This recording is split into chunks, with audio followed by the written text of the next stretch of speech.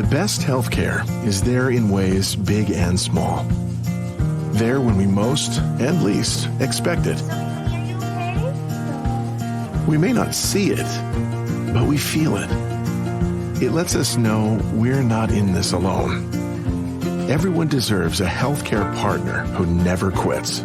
One who's there for what matters. United Healthcare. There for what matters. Want your boss to put some real action behind the rhetoric when they talk about making your workplace more inclusive? Find out how to hold their feet to the fire and demand diversity on the Diversity Dude podcast. Hello there, and welcome back to the Diversity Dude podcast. I'm your host, Lambert Fisher, marriage and family therapist, award-winning author, and national speaker on the topic of multicultural awareness and diversity. For those of you who are interested in even more positive and encouraging tips and strategies beyond what I share in podcasts like this, then feel free to check out my award-winning book, Diversity in Clinical Practice, nationally recognized for the unique way in which it addresses the often difficult topic of multicultural awareness and diversity. Designed for more than just therapists, if you're a helping professional in any way, Diversity in Clinical Practice can help you meet the greatest variety of cultural needs possible for those whom you serve. And it's available in paper and audiobook versions for your convenience. And whether it be through my one-on-one efforts as a therapist or my informing and empowering efforts as an author or speaker, know that my personal mission is to do my part to improve the world one strengthened relationship at a time. So, today I want to share with you a few encouraging words about temptation to change others. During my most recent multicultural awareness and diversity training, I received and responded to the following question. Lambert, I appreciate all the tips and strategies that you've shared, helping us learn how to communicate with individuals from various cultural backgrounds in ways that reduce the likelihood of unintentional cultural offenses. However, what if they're just wrong? What if what they're doing isn't just different, but it's wrong, it's offensive, it has to change? And even though my personal professional role is to help them, I feel like I can't just sit by and do nothing. I have to get them to change. How do you resist the temptation to focus only on changing something you believe is wrong? Now, there's a lot to potentially explore and address in this question. And in our brief time today, I'll share with you just a few things that I shared in response to support the person asking the question, as well as everyone else in attendance similarly interested in the answer. The first consideration is this. One way to resist the temptation to change others is to remember that the compulsion to change others is often motivated by a presumption that our way is the right way. In my most recent podcast, I explored how treating someone else as though they're abnormal ignores the reality that there is no normal, only things that are normal in our own environment, when something completely different can be normal in someone else's environment. To hear more about that, go back and listen to that podcast at the conclusion of this one. Similarly, what is right in your environment may not be interpreted the same way in someone else's environment. I originally learned this in my marriage and family therapist role, when one partner expresses frustration that their partner is messing up their large family game night, for example, accusing their partner of destroying the fun for everyone else because they're being too aggressive and competitive. The implication being that the right way to have a fun family game night is to play quiet, family-friendly games where the goal is to support each other rather than to win. This confused their partner because in their family of origin, the definition of fun family game nights were aggressive and competitive competitions with loud trash talking winners and loud trash talking losers. This was in fact the normal. If these things weren't included, it wasn't considered fun. From this perspective, the aggressive, competitive trash talker was seeking to help fix, essentially helping to make it right since it was clearly being done wrong so far, while their in-laws desired to help fix the unnecessary aggression so that they could get back to playing games the right way. This is what I think of when I hear well-intentioned people feel compelled to change others from a wrong way to a right way. For sometimes what we're encountering isn't necessarily something that is inherently wrong or bad, just instead something with which they're not familiar or perceived differently in a different environment. Now, here's where things get interesting. Maybe, like trash talking, something can be right in one environment, not only not needing to be changed, but even appreciated in a different environment.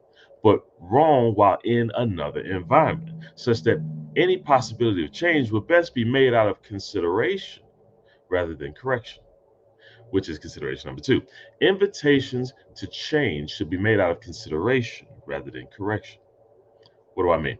Well, considering the various possibilities of how that person came to be who they are and do what they do, trying to convince someone that they should change because their ways are obviously wrong is likely to not only be ineffective, flying in the face of their past positive experiences to the contrary, but they also will often be met with opposition and resistance. However, inviting someone to consider changing their behavior, not because their current behaviors are and have always been wrong, but because of increased awareness of the undesirable impact they may be having on others, whether intentionally or unintentionally. This has a better chance of being heard rather than instantly rejected, and potentially incorporated into their future behaviors and decision making. Let me be clear. This isn't just some positive, you catch more bees with honey type of recommendation. Instead, it's an acknowledgement that we all have varying learning styles, which we may encounter on any given day. Some people do indeed respond best to punitive punishments, others to being confronted with hard truths, still others to thoughtful invitations to reconsider their worldview based on new presented facts, and even others to invitations to reconsider not based on facts at all, but based on seeing and learning about the emotional impact they're having on others, whether they intended to have that impact or not. There are times for each of these methods, and I encourage you to familiarize yourself with each so that when needed, you can practice the one that is needed at the time, rather than always leading with a heavy hand or always assuming the best. Explore what is needed to bring about any necessary change for the well being of others, including accepting the possibility of no change at all, which is consideration number three. Effectively inviting others to change also includes accepting when others decline that invitation. I heard it put nicely this way: until you learn to accept my no, I don't really have the freedom to say yes. In practice, if you want someone to truly feel seen, heard, and understood, especially in light of cultural similarities and differences between you, it's best to cultivate a sense of acceptance for who a person chooses to be. If they choose to do something that instantly seems wrong to you, ask yourself, is it actually absolutely wrong? Or is it just wrong in my environment? And maybe perfectly fine in their environment. Ask yourself, is it just a difference between us? Or is their perspective and consequent behavior negatively impacting others, such that you can invite them to explore ways in which they can change out of consideration for the well being of others, without them having to accept being a wrong person to do so? And ask yourself, if they're not currently causing harm to someone, can you learn to accept their respectful decline of your invitation to change? Can you let them be and focus on what you need to do and hope that your invitation to change, with new awareness of the unintentionally negative impact they may be having on others, plants a seed that can lead to healthier change behaviors in some form over time? My hope for you is that you'll be able to discern well what needs to change and what doesn't. Focus on protecting others when necessary from actual harm rather than simply trying to protect them from the existence of alternative ways of life. Discerning what would be wrong in your environment, but may be perfectly fine or even appreciated in someone else's environment. And learning how to accept and respect someone else's decision to live their life their way. If you do this, I believe that the times when you struggle with the compulsion to change others will reduce over time.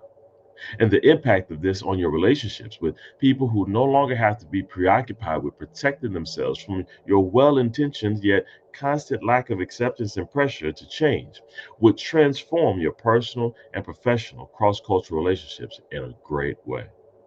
Not only that, but even though change isn't always even necessary, if someone did find themselves to be considering changing their perspective or behavior in any way, they might even seek you out and your perspective because they've experienced your ability to invite without pressure and to accept their no, giving them the freedom to consider the possibility of a yes. And with that, I'll say thanks again for listening to the Diversity Dude podcast. If you have any pressing diversity-related questions that you'd like me to address on an upcoming podcast, or if your organization is in need of a shame-free or empowering guest speaker or training on this often sensitive topic, then feel free to reach out to me directly at www.diversitymadesimple.com. And if you know of anyone else who can benefit from a positive and encouraging perspective on this often sensitive topic of diversity, feel free to send them a link to this podcast so they can be encouraged as well, or share with them my award-winning book, Diversity in Clinical Practice, available at Amazon.com. And as usual, I look forward to addressing as many topics as possible in future podcasts to help you improve as many relationships as possible, at work, at home, and in your community.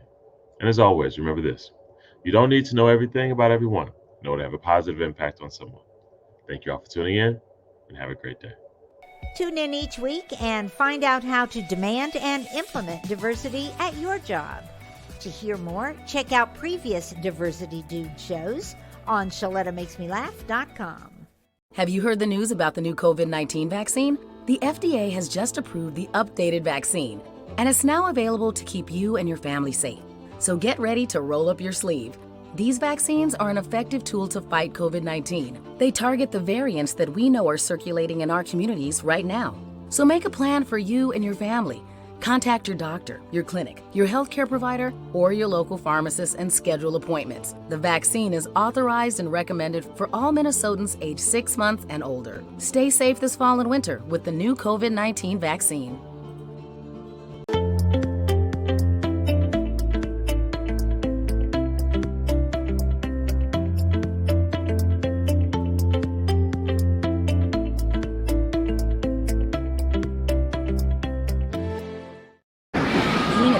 Today is a real roller coaster ride. Up, and sometimes down even lower. An organization called Treehouse is giving Minnesota teens the support they need to build resiliency. Treehouse is a faith-based nonprofit that offers teens a safe space to share their troubles and learn healthy coping skills with peers and caring adults. Right now, Treehouse needs more volunteers. Do you have a passion to help teens? And would you like to share your wisdom with a middle or high school student who's feeling hopeless?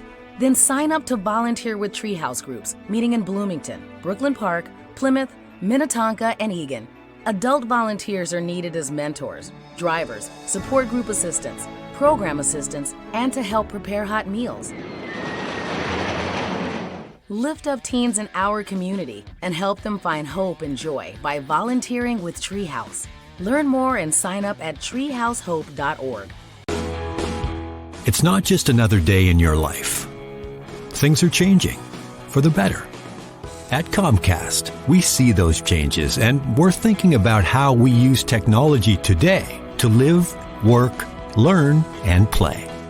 And we're building for the future now, so we're better prepared for the wants and needs of tomorrow. That's why Comcast is rolling out multi-gig internet speeds to more than 50 million homes and businesses before the end of 2025, making our already industry-leading network even faster, smarter, greener, and more reliable. Over the decades, Comcast has been your partner, working hard to serve your community, and will continue to be your partner. We're expanding our gigabits so you can enjoy the tiny bits that matter most. You know Shaletta makes you laugh, but did you know Shaletta Brundage can also make you think and boost your business? Media personality, activist, and comedian Shaletta Brundage founded Shaletta Makes Me Laugh to celebrate and share the best of Black culture. It's a podcasting platform. You can download 10 weekly podcasts hosted by African-American subject experts at ShalettaMakesMeLaugh.com or wherever you find your favorite podcasts. ShalettaMakesMeLaugh.com is also a production house, creating broadcast-quality commercial content.